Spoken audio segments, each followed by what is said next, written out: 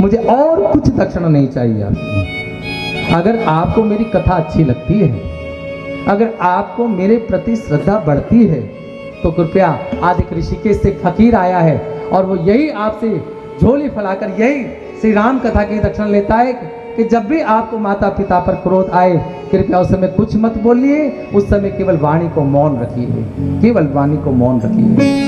जिन माता पिता की सेवा की तिन तीर्थ धाम कियो न कियो।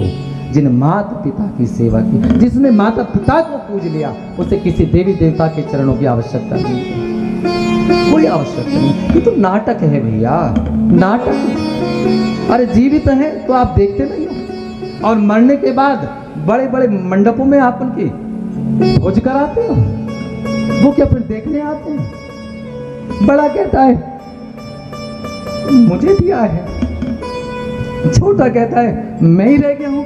वो किसी के नहीं है भैया, उनकी रखवाली परमात्मा करता है, फिर कोई ना कोई उनके साथ आ जाता है। कांजी हाउस में वो रहते हैं, वहां भी घर की चिंता करते हैं। भैया मुन्ना तो ठीक है ना, बहू कुछ कहती तो नहीं है बेटा, वहां तो सब सही है ना। अरे डूब मरो जाकर कहीं पर, डूब मरने लायक जगह।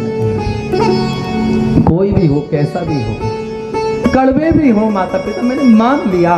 अरे लेने देने में कुछ 19-20 हो जाता है, इंसान है, मानवीय भूल हो सकती है, लेकिन नहीं है। जिस समय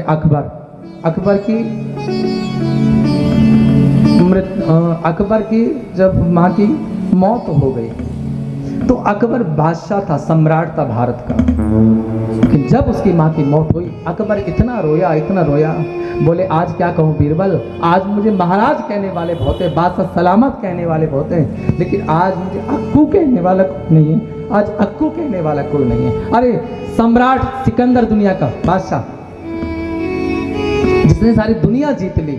आप कल्पना करिए, जरा सा किसी का बेटा कोई पियोन भी हो, उसकी माँ कल कर चलती है मेरा बेटा वहां पर सरकारी नौकरी में है, लेकिन जिसका बेटा दुनिया का सम्राट हो, बादशाह हो, उसके बेटे की जब मृत्यु हो गई, जब कई महीने हो गए, ओ माँ को नींद नहीं आती, दिन रात रोती है।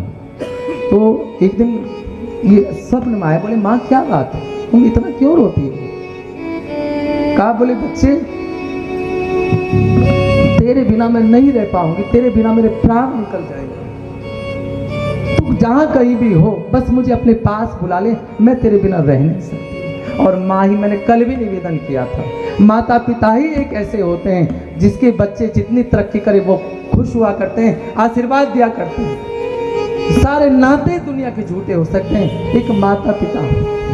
बच्चे बोलते भी नहीं हैं तो भी, लेकिन माँ कहती है महाराज जी जरा इसको आशीर्वाद देखो, इसकी बुद्धि सही है। मैंने कहा माँ तुम्हें देखता तक नहीं, बात तक नहीं करता, महाराज जी जरा इससे भी कुछ पैसे ले लो, महाराज जी इससे भी कुछ धन ले लो। मैंने कहा मुझे माफ करो माँ, मैं नहीं लूँ। बोले नहीं महाराज, मैं हाथ जोड़कर विनती करती हूँ, आज तुम दुनिया में नहीं है,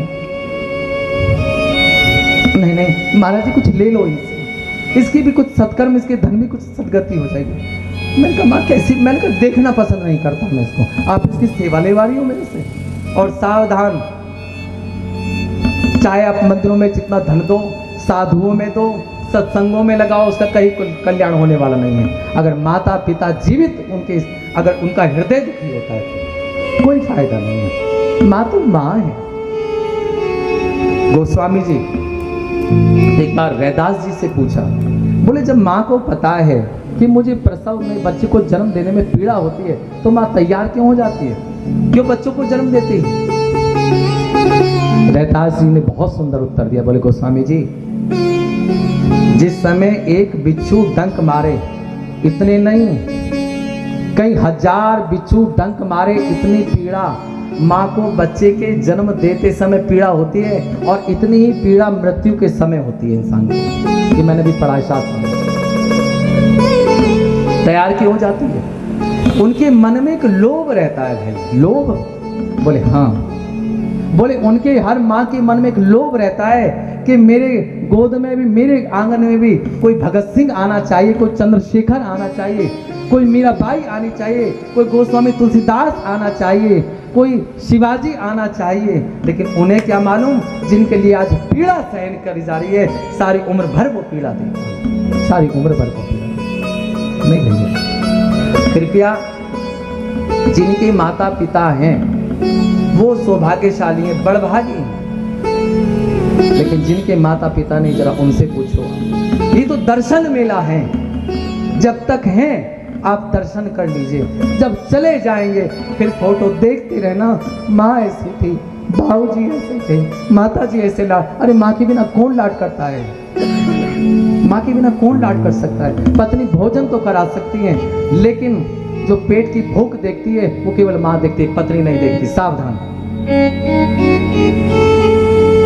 पत्नी केवल जेब देखेगी, भूख की थाली तो बाद में तय करेगी आपकी, लेकिन माँ जब भी आएगी, बच्चा कुछ खाया है क्या?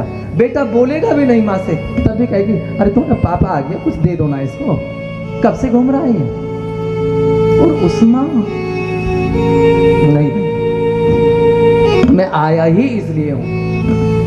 मेरी माँ ने बहुत मना किया था कि इस लाइन में मत आ, मत आ, मत आ, तो किस लाइन में कोई आने भी नहीं देता है। जब मैंने दिखाया ऐसी ऐसी बूढ़ी माताएं जिनके चलने बस की नहीं है, जिनके घुटनों में दर्द है, जिनकी 70-70, 80-80 वर्ष आयु है, सीढ़ियों पर ऊपर जाकर मिलने आती थी, दर्शन करने आती थी।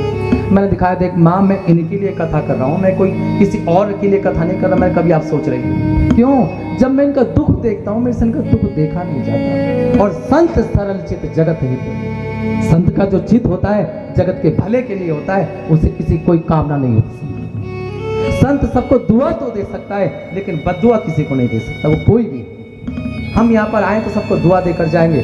आप हमारा मान करोगे तो भी, और आप हमारा अपमान करोगे तो भी, हमें क्या लेना देना है? हमें कोई लेना देना नहीं। जिस फूलों को कोई पूजा में चढ़ाता है तो भी सुगंध बिखेरते हैं, और कहीं गलत जगह, कहीं किसी और जगह चढ़ाते हैं तो भी सुगंध बिखेरते, उनको काम सुगंध बिखेरना है। हम तो भैया सुगंध ही बिखेरेंगे, लेकिन साधु होने के नाते अपना भी कुछ दायित्व है, अपना भी अधिकार है कि हम कुछ ना कुछ आपसे लेकर जाएं। साधु जिसकी रोटी खाता है, मैंने पहले भी निवेदन किया था, उसको खाली नहीं, उसके पाप खाकर जाता है, उसका दुर्भाग्य लेकर जाता है। साधु कोई ऐसे समझा है क्या आपने?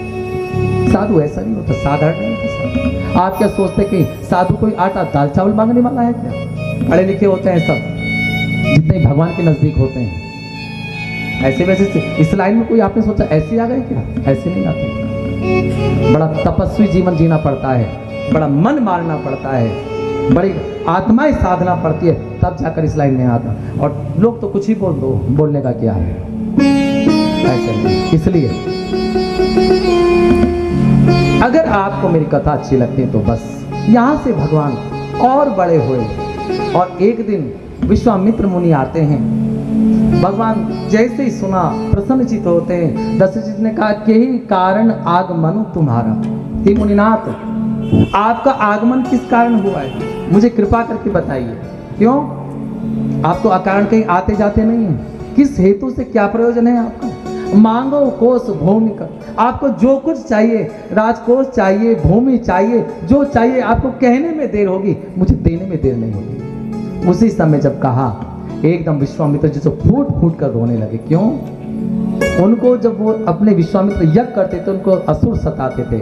जैसे बच्चा स्कूल जाता है, विद्यालय जाता है, और जब आकर के शिकायत करता है, मामा मैं कल से क्लास नहीं जाऊंगा, कल से मैं स्कूल नहीं जाऊंगा, मुझे बच्चे बहुत परेशान करते हैं, मुझे बच्चे बहुत बुलाते हैं, मैं नहीं जाऊंगा। ऐसे ही आज अपना उत्तरीय महाराज दशरथ के चरणों में रख दिया, और फूट फूट कर क्या बोले, असुर समूह सतावहि मोहि, असुर समूह सतावहि मोहि, मैं आयऊँ या चक नप तोहि, मैं आयऊँ या चक नप तोहि, असुर समूह सतावहि मोहि। जैसे कहा असुर समूह सतावहि मोहि, मुझे मुझे राम और लक्ष्मण दीजिए जिससे कि मैं उन राक्षसों का विनाश कर सकूं। जैसे ही कहा ओ बिलक पड़े।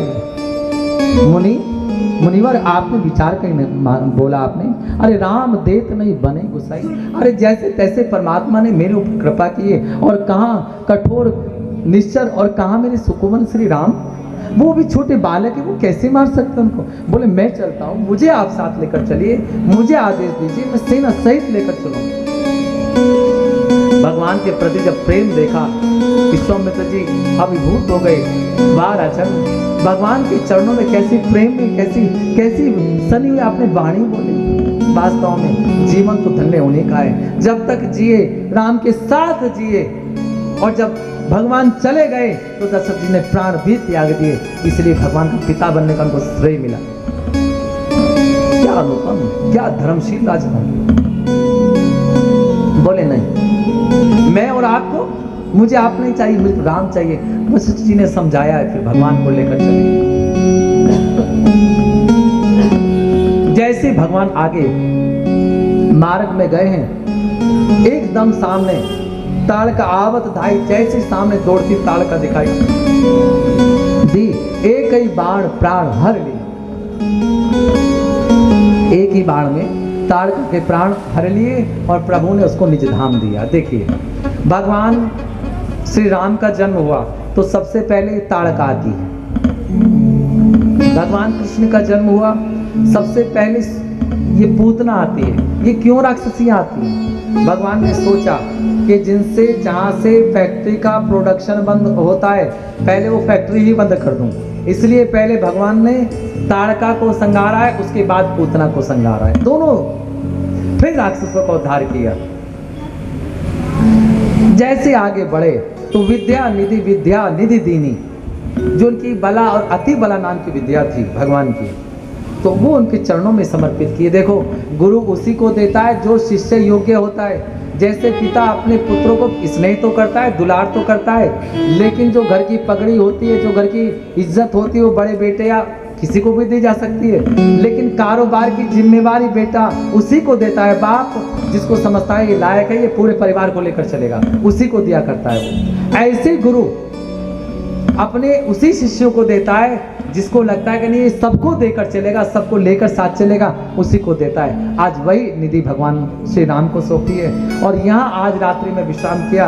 अगले दिन जनकपुर से एक दूत आया है। भगवान की जनक जी की जो प्रतिज्ञा थी वो सुनाई, बोले धनुष यज्ञ है, आप चलेंगे?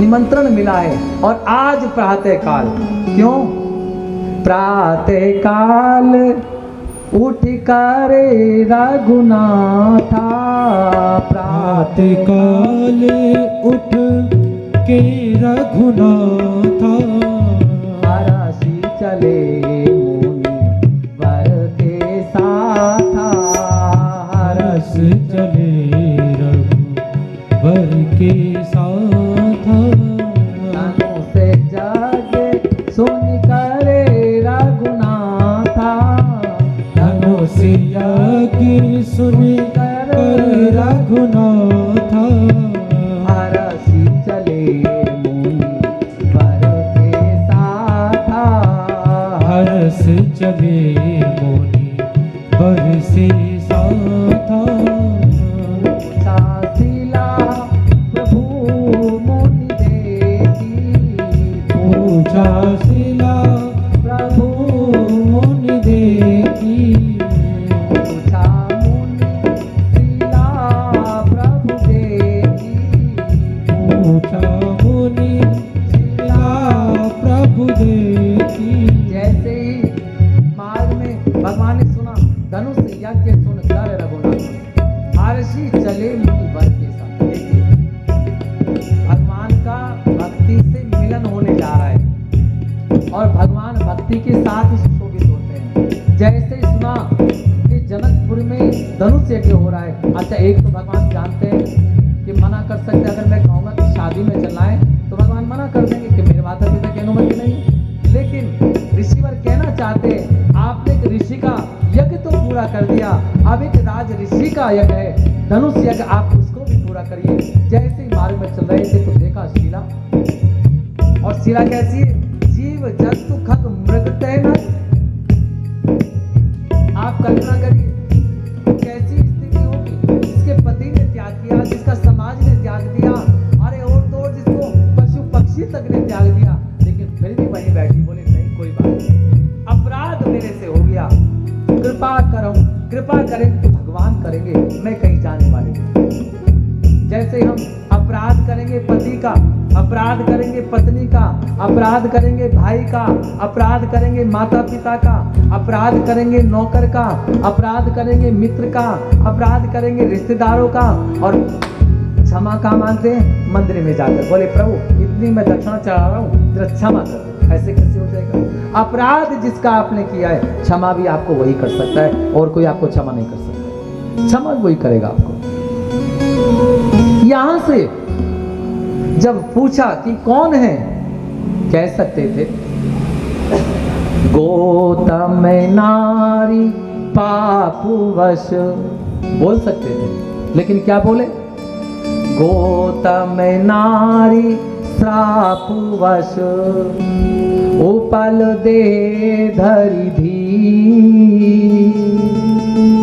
चरण कमल रज चाहती, कृपा करऊं रघुवीर। प्रभु ये गौतम ऋषि की पत्नी अहिल्या है, इसको श्राप लगा है। भगवान ने कहा इसका श्राप तो मुझे क्यों स्पर्श करवा रही? तो ऋषि पत्नी है, मैं नहीं छू सकता इसको। देखिए एक भारत का साधु आज एक वकालत कर रहा है भगवान के सामने, बोले अच्छा इसको श्राप लगाए तो प्रभु आपको भी तो श्राप लगाए, आपको श्राप लगाए, आपके बाप को श्राप लगाए, आपके कुल खानदान को श्राप लगाए। और भगवान क्या बोले? सत्य। नारद जी ने श्राप दिया भगवान को, दशरथ जी को श्रवण कुमार ने के माता पिता ने श्राप दिया, श्राप की परंपरा। भृगु ने श्राप दिया तो भगवान निरुत्तर हो गए, बोले चलो ठीक है मैं मान लूंगा, लेकिन ये तो स्त्री है, मैं तो छू नहीं सकता। बोले वाह प्रभु, मोहिनी रूप में कौन सा अवतार लिया था आपने? स्त्री बने थे या पुरुष बने थे? भगवान निरुत्तर हो गए, बोले हाँ बना तो था। भगवान ने कहा पर, बोले पर वर कुछ नहीं हो। उसी समय हमने संतों के श्रीमुख से ऐसा सुना है कि जैसे ही भगवान थोड़ा आगे चले, जो पैरों की जो चरण रज थी भगवान के, स्वयं मस्तक पर पड़ी है अहिल्या जी के, और उसी समय गौतम नारी श्रापस उपल दे धरि धीर, जैसे ही एकदम शरीर धारण करके पति लोक को जाने लगी, वंदना करने लगी। हो पति श्राप जो दीना, अति फल कीना, परम अनुग्रह में माना। ये मेरे लिए तो श्राप नहीं, ये तो कृपा। और देखो भैया जो संत होते हैं ना, वो कृपा ही करते हैं, कृपा ही करते हैं। उनके श्राप में भी कृपा छिपी हुई होती है, और कुछ नहीं करते। क्योंकि अग्नि में, लकड़ी में अग्नि होती ही होती है, चाहे उसमें घर्षण करो या ना करो। ऐसे ही जो साधु होते हैं, जो महात्मा होते हैं, उनमें करुणा होती ही होती है, कृपा वो होती ही होती है।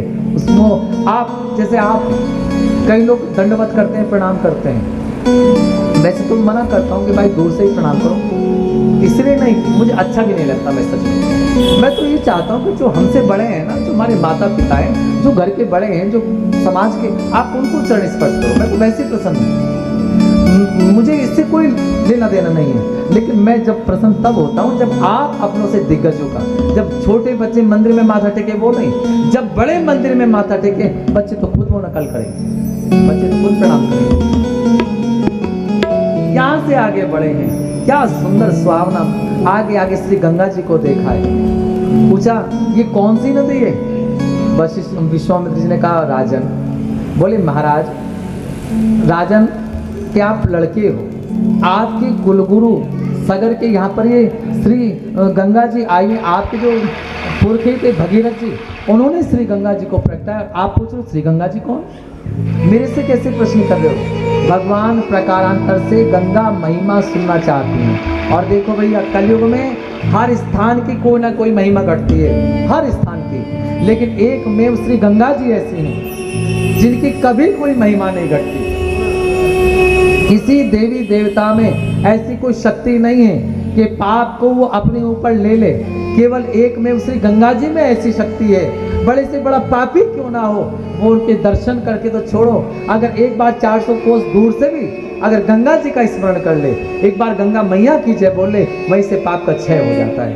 कुछ भी आप जब सुबह गंगा जी, तो सबको नहीं आसान है, लेकिन कार्तिक मास चल रहा है, 5 दिन बचे हैं भैया, और कार्तिक में गंगा स्नान का बहुत अत्यधिक महत्व है। एक राम कथा गंगा तो यहाँ चल रही, इसमें तो आप सब आज गोते लगा ही रहे, ये तो लाभ हम सबको मिल रहा है। लेकिन जब प्रातः काल होता है, गंगा जी का मंत्र हमको नहीं आता, कोई चिंता की बात नहीं, उसको इल्लत में मत पड़िए, लेकिन पढ़े लिखे नहीं, करे क्या, मंत्र की शुद्धि का ध्यान पढ़ना, एक जरा सी मात्रा इधर उधर हो गई तो बड़ी मुश्किल है, करें क्या, कुछ मत करिए। हर हर गंगे जय शिव शंकर, हर हर गंगे जय शिव शंकर, हर हर गंगे जय शिव शंकर, हर हर गंगे जय शिव शंकर, हर हर गंगे जय शिव शंकर, हर हर गंगे जय शिव शंकर, हर हर गंगे जय शिव शंकर। जब 7 बार आप उसको स्पर्श कर लेंगे गंगा जी को, तो लगेगा तो आपको ऐसे जैसे आप वसुंधरा में अपने घर में स्नान कर रहे हैं, लेकिन जब आप बाथरूम से निकलकर बाहर जाओगे, ऐसा लगेगा जैसे हरिद्वार की हल्की पौड़ी से स्नान करके हम आ रहे हैं, जैसे ऋषिकेश में गंगा में स्नान करके आ रहे हैं। ऐसा भाव जब आपका हो जाए, कुछ मत करिए, केवल 7 बार, कुछ ना कुछ तो हम सब गाते हैं। बाथरूम के तो सब सिंगर होते हैं, हुई हुई तो कोई ना कोई हुई तो करते ही ठंडों में। अरे हुई हुई करने से तो अच्छा गंगा मैया का नाम ले लो। आइए 2 मिनट हम श्री गंगा जी का पावन स्मरण करते हैं, क्योंकि मैं सौभाग्यशाली हूँ, हम बहुत सौभाग्यशाली हैं कि माँ गंगा का मुझे अविरल गोद मिली रहती है हमेशा। आइए 2 मिनट हम सब माँ गंगा के पास चलें, क्योंकि जिसके पास जो चीज़ होती है वही चीज़ देता है। मेरे पास तो गंगा माँ की पवित्रता है, उनकी शीतलता है, मैं तो वही आपको दे सकता हूँ। लेकिन कौन लेगा? जो गंगा माँ का आचमन करेगा, जो गंगा माँ का ध्यान करेगा, जो गंगा माँ का भजन करेगा। आइए 2 पंक्ति, क्योंकि समय होता जा रहा है।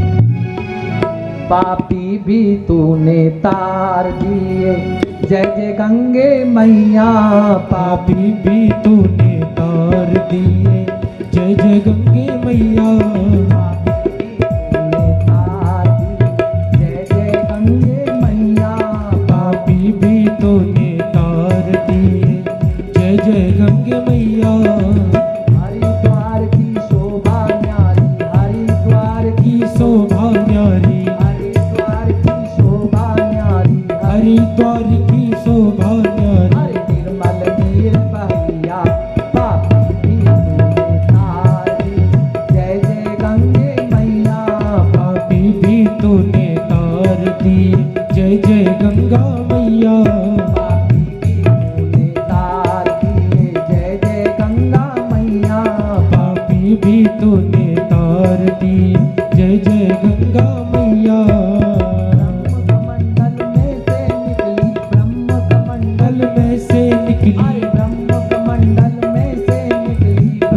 कमंडल में से निकली, शंकर जटा बसैया, पापी भी तूने तार दिए, जय जय गंगे मैया, पापी भी तूने तार दिए, जय जय गंगा मैया, पापी भी तूने तार दिए, जय जय गंगा मैया, पापी भी तूने तार दिए, जय जय गंगा मैया, पापी भी तूने तार दिए, जय जय गंगा मैया।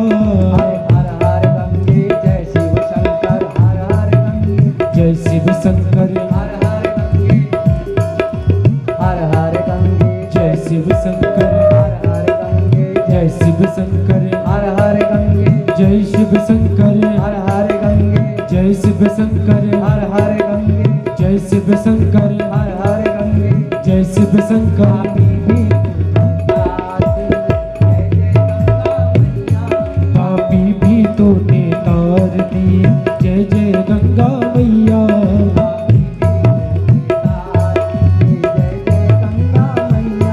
पापी भी तूने तार दी, जय जय गंगा मैया। गंगा महारानी की जय हो।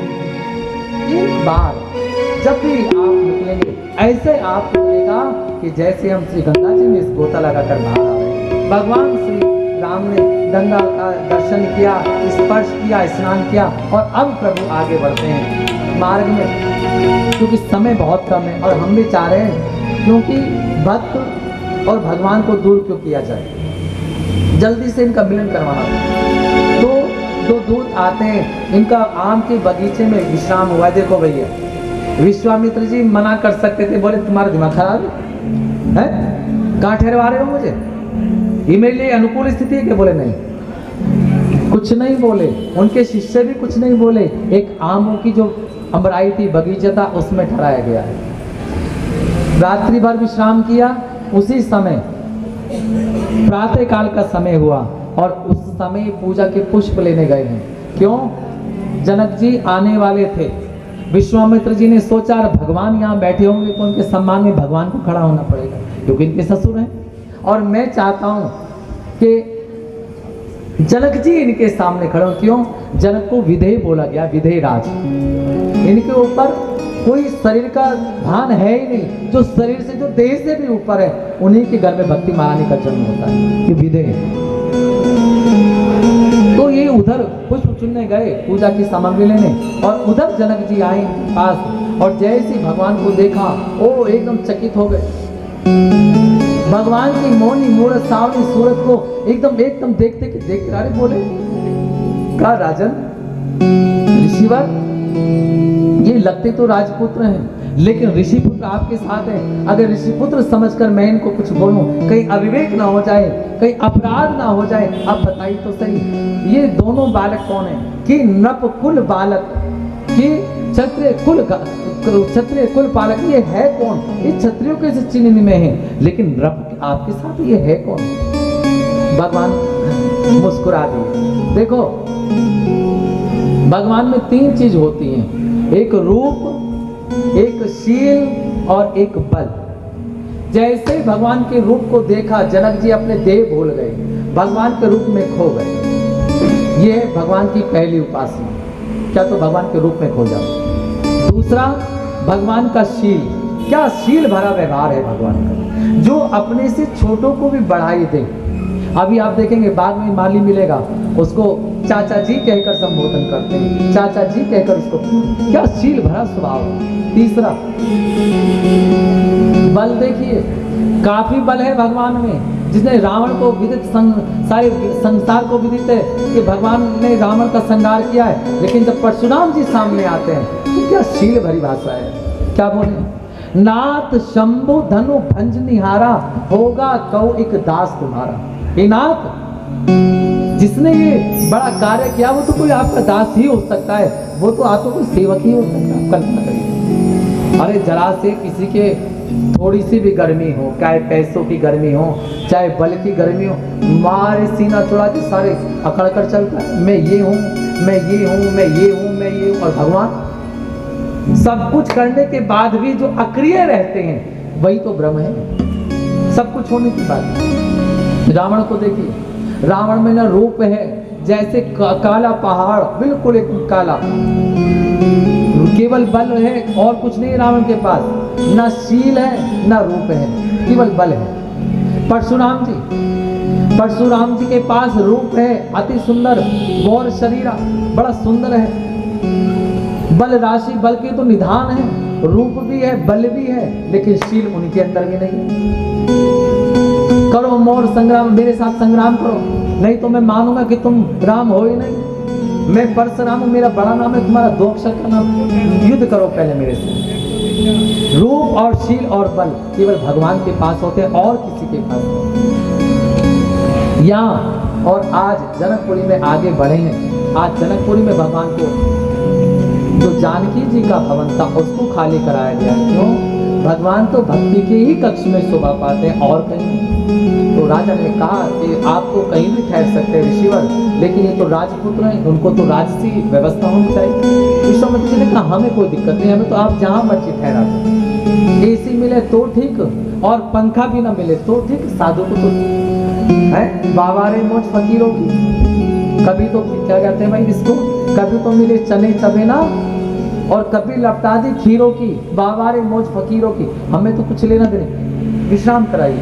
और आज प्रातः काल का दिन, आज जनक जी ने धनुष यज्ञ में सभा मंडप में धनुष की पूजा करवाइए और इधर सीता जी अपनी अष्ट सखियों के साथ आज गौरी पूजा और यहाँ से अच्छा प्रसाद लेके जाए। हाँ, ये कथा बिल्कुल सही। ये क्या है, देखिए एक बहुत इंपॉर्टेंट बात है, ये कथा किसी व्यक्तिगत नहीं है, ये कथा सामाजिक सामूहिक कथा है। और स्वयं महात्मा जी ने भी ये बात कही है, क्योंकि उनको यहाँ कथा करना था। वो यहाँ हमारा भाग्य था कि वसुंधरा क्षेत्र में आना है। देखिए वो कथा के ही प्रसंग लेते हैं, इधर उधर की बातों में भी नहीं जा रहे हैं, क्योंकि उनको ये लगता है कि हमारे यहाँ पे लोग जो मानस है, जो वेद का सार है, जो मानस रामचरित मानस है, जो तुलसी बाबा के द्वारा कृत है, वो घर घर पहुँचे। उसी प्रचार प्रसार के निमित्त वो यहाँ पे आए। तो हम सबका भी फर्ज है कि हम सब यहाँ पर आएँ और इस कथा को अपनी कथा समझ करके, जैसे कि हम बोल रहे हैं आसपास सबको लेके आए संख्या बढ़ाने के लिए, उसी तरीके से जो आर्थिक सहयोग करना चाहते हैं, पीछे हमारे गोयल साहब बैठते हैं, उनको आर्थिक सहयोग दे सकते हैं और ज़रूर देना चाहिए। कार्तिक मास में देने से पुण्य भी होता है और कथा का प्रचार प्रसार भी हो रहा है, 2 लाभ हो रहे हैं। धन्यवाद। आरती के जिनके नाम लिए मुझे लगता है सब आ गए, आरती प्रारंभ करें। सभी भक्तजनों से निवेदन है कि मानस भगवान की आरती होने वाली है, तो आप सभी अपने यथास्थान पर खड़े हो जाएं और मानस भगवान की आरती बड़े ही भाव के साथ में करें। ओम ज्वाला मालिन्यै नमः, रत्नेश्वर्यै नमः, गंधाक्षतुष्पाणिं समर्पयामि नमः। हरिः ओम वा चंद्रमा मनसो जात चक्षोः सूर्यो अजायत, श्रोत्राद्वायुश्च प्राणश्च मुखादग्निरजायत। हे राजा राम तेरी आरती गाऊं, हे राजा राम तेरी आरती गाऊं, हे राजा राम तेरी आरती गाऊं। आरती गाऊं प्यारे तुम्हीं को मनाऊं, आरती गाऊं प्यारे तुम्हीं को मनाऊं। हे राजा राम तेरी आरती गाऊं, हे राजा राम तेरी आरती गाऊं। कनक सिंहासन रजत है जोड़ी, कनक सिंहासन राजत जोड़ी। दशरथ नंदन जनकी किशोरी, दशरथ नंदन जनकी किशोरी। युगल छवि को सदा निहारूं, युगल छवि को सदा राजा राम तेरी आरती गाऊं, हे राजा राम तेरी आरती गाऊं। आरती गाऊं प्यारे आपको मनाऊं, आरती गाऊं प्यारे आपको मनाऊं। हे राजा राम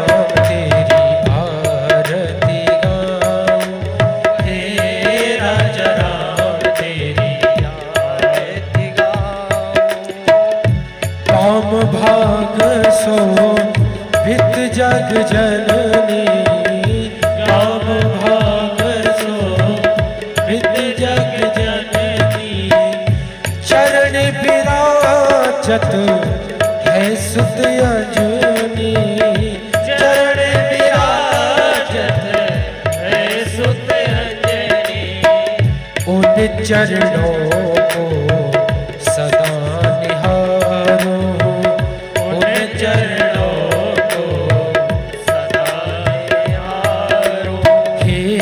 राजा राम तेरी आरती गाऊं, हे राजा राम तेरी आरती गाऊं। ओ आरती गाऊं प्यारे आपको मनाऊं, आरती गाऊं प्यारे आपको मनाऊं। हे राजा राम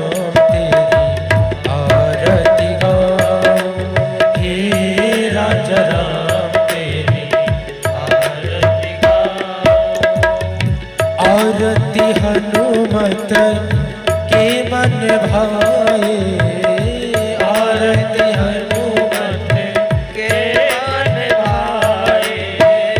राम कथा नित शिव जी गाए, राम कथा नित शिव जी गाए। राम कथा को हृदय में उतारो, राम कथा को हृदय में उतारो। हे राजा राम तेरी आरती गाओ, हे राजा राम तेरी आरती गाओ। आरती गाऊं प्यारे तुम्हीं को मनाओ, आरती गाऊं प्यारे तुम्हें को मनाओ। हे राजा राम तेरी आरती गाऊं, हे राजा राम तेरी आरती गाओ। चरणों से निकली गंगा प्यारी, चरणों से निकली गंगा प्यारी। जिसने तारी दुनिया सारी, जिसने तारी दुनिया सारी। उन चरणों में शीश झुकाऊं, उन चरणों में शीश झुकाऊं। हे राजा राम तेरी आरती गाऊं, हे राजा राम तेरी आरती गाऊं। आरती गाऊं प्यारे आप को मनाऊं, आरती गाऊं प्यारे आप को मनाऊं।